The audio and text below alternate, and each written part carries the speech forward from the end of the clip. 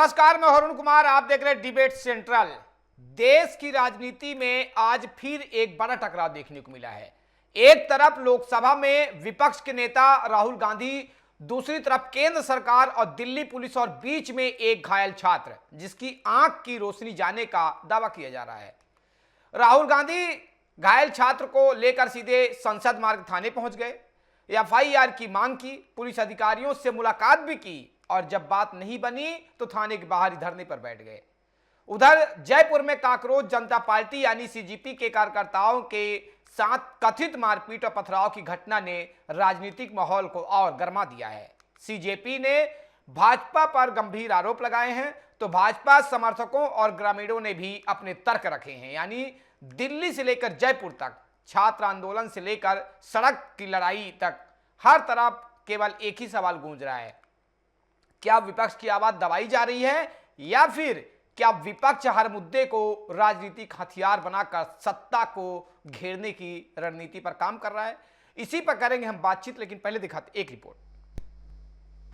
छात्र आंदोलन से शुरू हुई सियासत, 20 जून Jantar Mantar, NEET paper leak, शिक्षा व्यवस्था और युवाओं के भविष्य को लेकर शुरू हुआ आंदोलन धीरे धीरे देश की सबसे चर्चित राजनीतिक लड़ाइयों में बदल गया। शुरुआत छात्रों की मांगों से हुई, फिर देश भर से युवाओं का समर्थन मिला, फिर संसद मार्च हुआ और फिर पुलिस और प्रदर्शनकारियों के बीच टकराव की तस्वीरें सामने आई। 20 जुलाई का संसद मार्च आज भी राजनीतिक बहस का सबसे बड़ा केंद्र बना हुआ है। विपक्ष आरोप लगा रहा है कि छात्रों पर अत्यधिक बल प्रयोग किया गया। वहीं सरकार और पुलिस का कहना है कि प्रदर्शनकारियों ने कानून तोड़ा, बैरिकेड तोड़े और सुरक्षा व्यवस्था को चुनौती दी। यहीं से शुरू हुई वो लड़ाई जो आज संसद मार्ग थाने तक पहुंच चुकी है। शुक्रवार को राहुल गांधी घायल छात्र साहिब रोचाप को लेकर संसद मार्ग थाने पहुंचे। राहुल ने पुलिस अधिकारियों से मुलाकात की, उनकी मांग की घायल छात्र की शिकायत पर एफआईआर दर्ज की जाए। राहुल का आरोप है कि छात्र की शिकायत के बावजूद कार्रवाई नहीं की जा रही।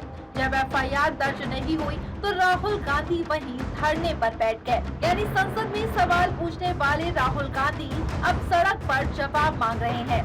कांग्रेस इसे न्याय की लड़ाई बता रही है। कांग्रेस नेताओं का कहना है कि अगर किसी छात्र को गंभीर चोट आई है तो उसकी शिकायत दर्ज करना पुलिस की संवैधानिक जिम्मेदारी है। यह पहला मौका नहीं है जब राहुल गांधी ने इस मुद्दे को उठाया हो। संसद के मानसून सत्र में भी राहुल गांधी ने इस मामले को जोरदार तरीके से उठाया था। उन्होंने सरकार से जवाब मांगा था। उन्होंने दावा किया था कि प्रदर्शनकारी छात्रों के खिलाफ कठोर कार्रवाई की गई। इसके बाद सदन में तीखी बहस देखने को मिली।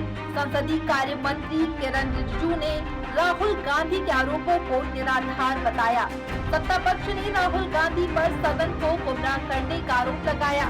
विपक्ष ने सरकार पर छात्रों की आवाज दबाने का आरोप लगाया।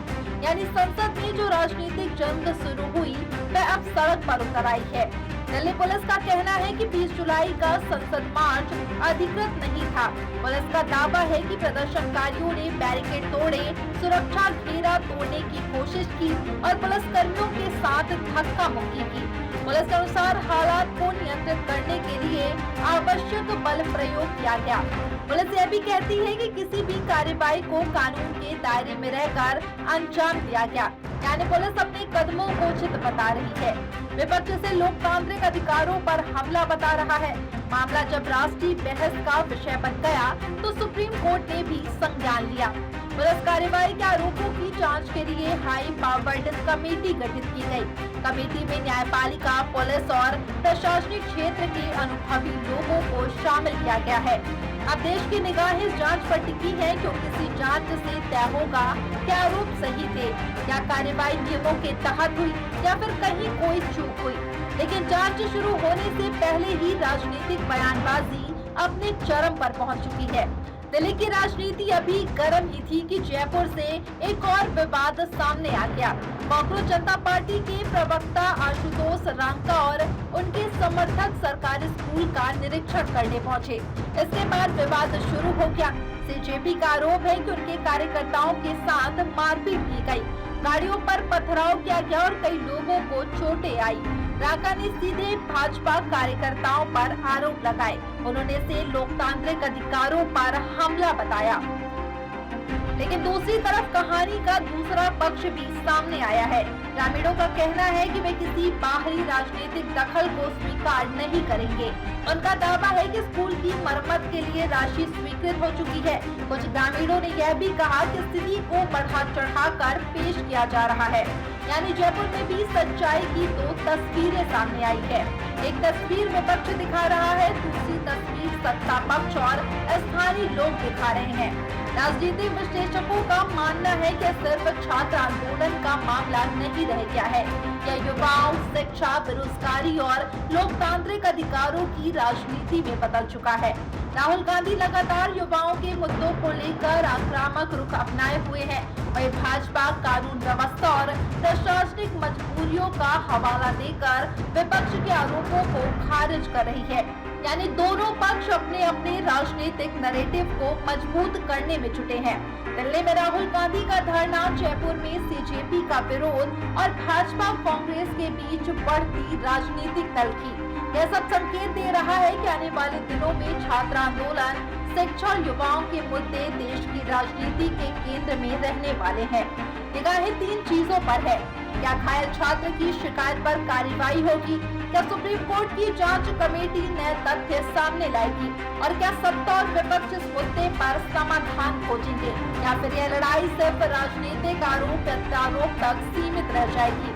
क्योंकि सवाल सिर्फ एक छात्र का नहीं है, सवाल देश के लोकतंत्र, युवाओं की आवाज और राजनीति की संवेदनशीलता का है। मोहम्मद मिश्रा की रिपोर्ट, DN news plus, Raipur, Chhattisgarh. तो छात्रों की लड़ाई सीधे संसद से सड़क तक आ गई। इसी में हम करेंगे बातचीत करने के लिए हमारे साथ शमसी आजाद जी हैं, प्रवक्ता बीजेपी से। सर, आपका बहुत बहुत स्वागत है।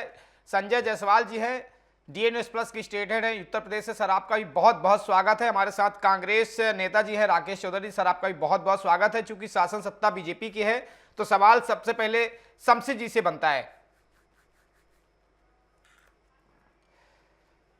शमसी जी, हमारी आवाज अब तक पहुंच रही है?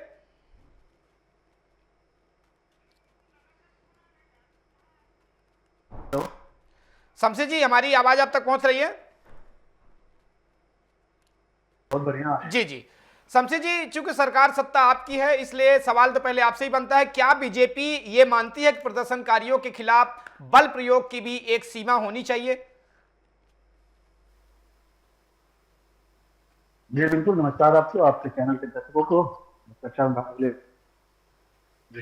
हमारा नमस्कार जी। देखिए, भारतीय जनता पार्टी ने हमेशा छात्रों का, जो जल्दी है, जो जनअल्पा है उनका, महिलाओं का, किसानों का, सबका सम्मान करने की बात की और सबको सम्मान लगातार दिया जी। लेकिन विपक्ष लगातार देख रहा है कि केंद्र में 15 साल पूरे होने को है, सत्ता से बेदखल हो चुकी है उत्तर प्रदेश में और इसके अलावा कई अन्य राज्यों में जिस तरीके से लगातार विपक्ष की पार्टियां सत्ता से बेदखल होती चली आ रही है। उनकी पार्टी में टूट-फूट, उनके पार्टी में अंतरकला, उनके पार्टी में कहीं ना कहीं गतिरोध, आए दिन भ्रष्टाचार, आए दिन टूट-फूट की खबरें आ रही, जिससे वो बिल्कुल पूरी तरीके से जी संतुलन उनका बिगड़ा हुआ, पूरी तरीके से उनके बौखलाहट और चिंता और हताशा निराशा उनके चेहरे पर साफ नजर, और कुछ ऐसे ही बयान उनके देखने को मिल रहे हैं।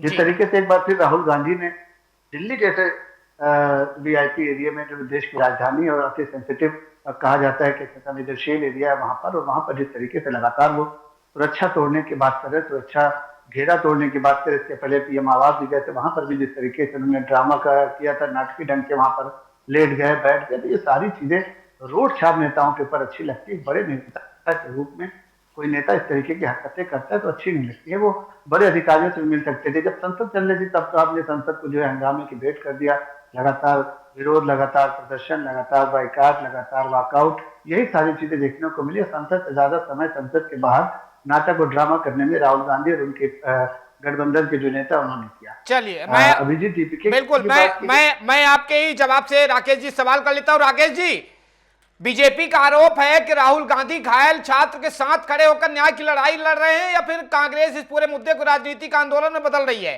2027 के चुनाव देखते हुए?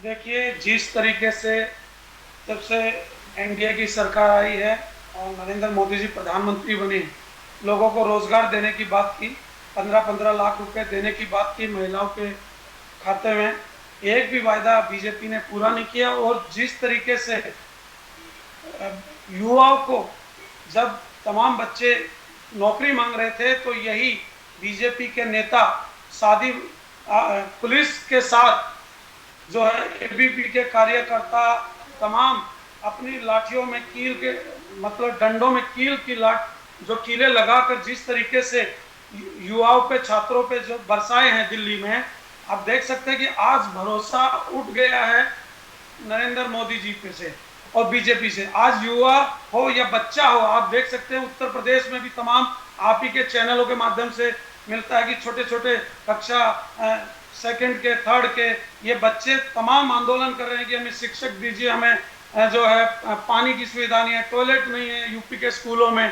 आज इस तरीके से क्रांति आ गई है कि जैसे अंग्रेजों से शहीद भगत सिंह ने लड़ाई लड़ी थी, आज उसी तरीके से युवा में एक जोश है कि ये भाजपा के खिलाफ लड़ रहे हैं और इसकी उम्मीद जगी है कि माननीय राहुल गांधी जी इनको लेकर चल रहे हो। इनको उम्मीद है कि माननीय राहुल गांधी जी और जब आपका कांग्रेस की सरकार बनेगी इस देश में तो रोजगार भी मिलेगा, तो बच्चों को एक उम्मीद है इन जो राहुल जी से।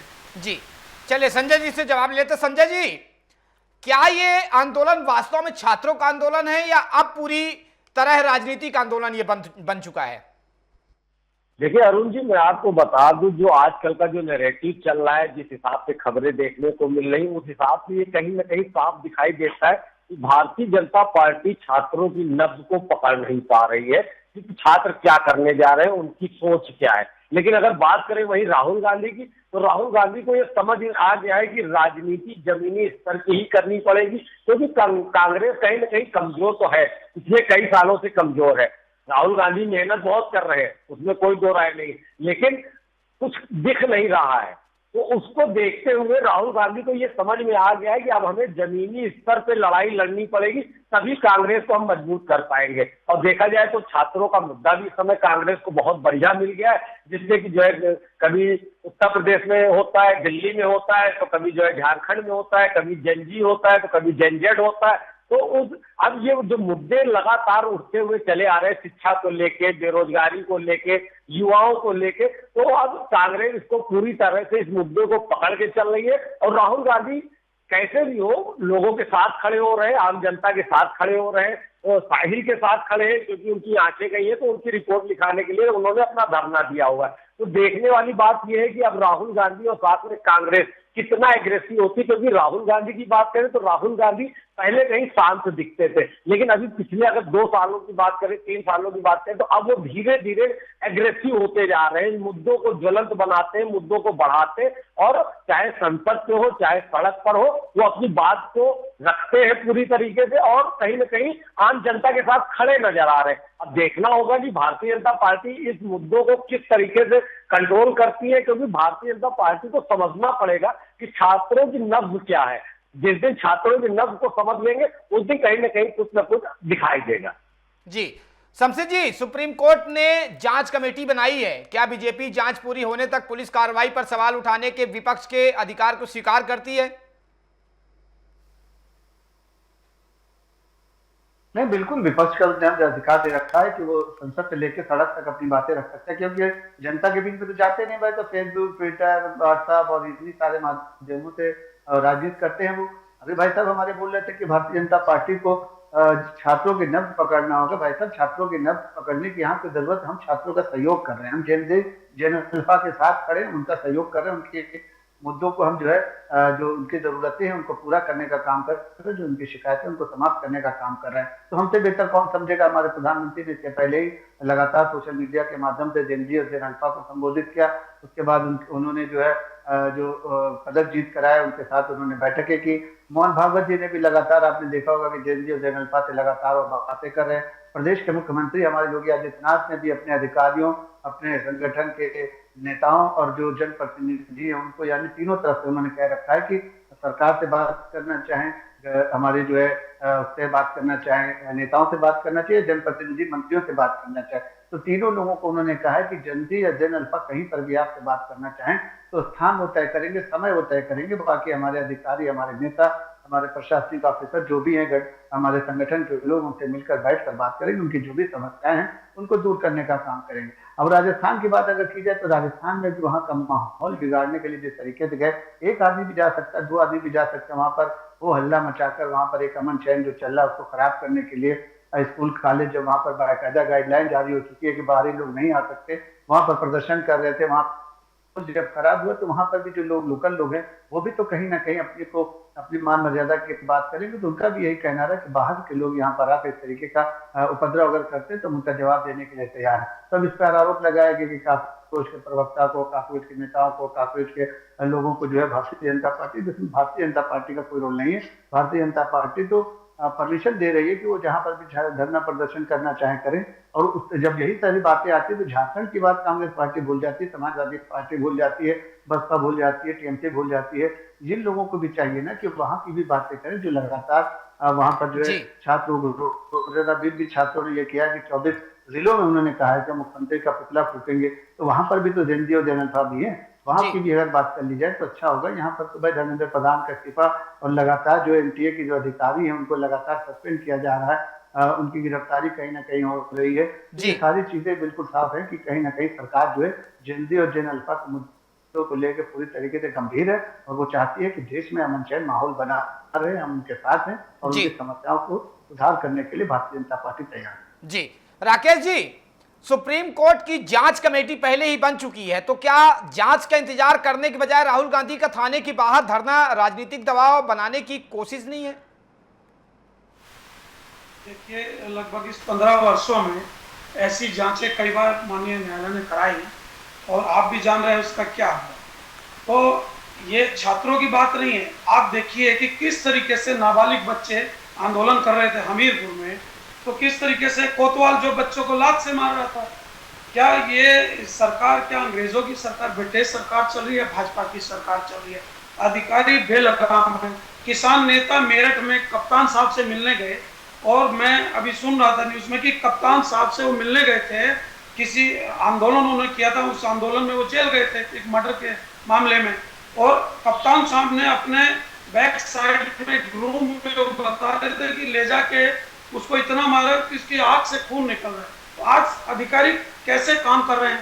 क्या आंदोलन इससे पूर्व सरकारों में नहीं हुए? पहले आंदोलन होते थे तो आदेश होता था अधिकारियों को कि भाई लाठी आपको चार्ज करनी है तो पैर कमर से नीचे मारने हैं, आज अधिकारी सर में लाठी मार रहे हैं। इस तरीके से छात्रों की आवाज ये भाजपा के जो लोग हैं ये नहीं दबा सकते हैं, चाहे पुलिस को लगा लें, चाहे सीआरपीएफ को लगा लें, जिसको भी लगा लें। जिस तरीके से छोटे छोटे बच्चे 10-10 वर्ष के, 15-15 वर्ष के बच्चे आंदोलन कर रहे हैं, ये आजादी से पहले होता था अंग्रेजों के खिलाफ या भाजपा के खिलाफ हो रहा है।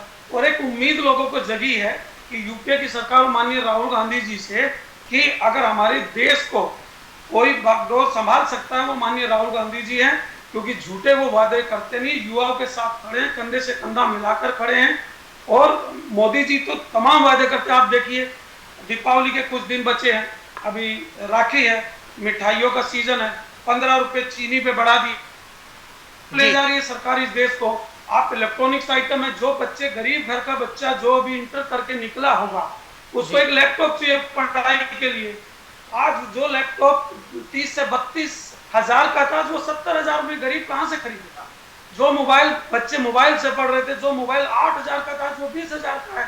तो ये कौन कंट्रोल कर रहा है इस मार्केट को? ये सब भाजपा के जो पार्टनर हैं अडानी अंबानी, ये लोग पूरी मार्केट को कंट्रोल कर लिए हैं। और ये पूरी, चलिए मैं इसका जवाब संजय जी से ले लेता हूं। संजय जी, सुप्रीम कोर्ट की जांच कमेटी के बावजूद दोनों पक्षों की बयानबाजी क्या जांच को प्रभावित करने की कोशिश मानी जा सकती है आपकी नजर से? देखिए, बात करें सुप्रीम कोर्ट की तो सुप्रीम कोर्ट ने 5 सदस्यों की उच्च स्तरीय जांच कमेटी बनाई है। अब वो अपनी जांच करेंगे और अपनी रिपोर्ट पेश करेंगे। और बात करें विपक्ष की, राहुल गांधी की, तो देखिए उनका काम है सरकार को आईना दिखाना। जहां भी गलती होती है विपक्ष का मेन काम होता है कि सरकार को बताना, सरकार को जताना, सरकार को दिखाना कि कहां पे आप गलत हो, उसको सुधार करने की जरूरत है।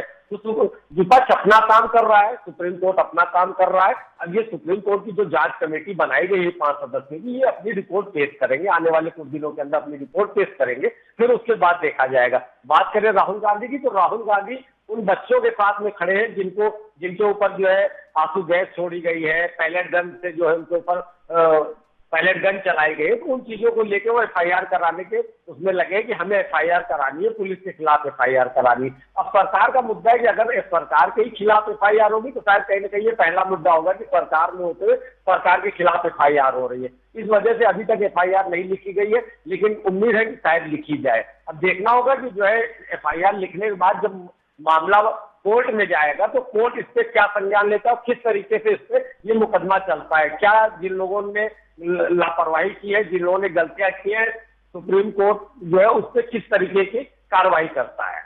जी शमशी जी से हम बातचीत कर लेते हैं। शमशी जी, हमारी आवाज पहुंच रही है?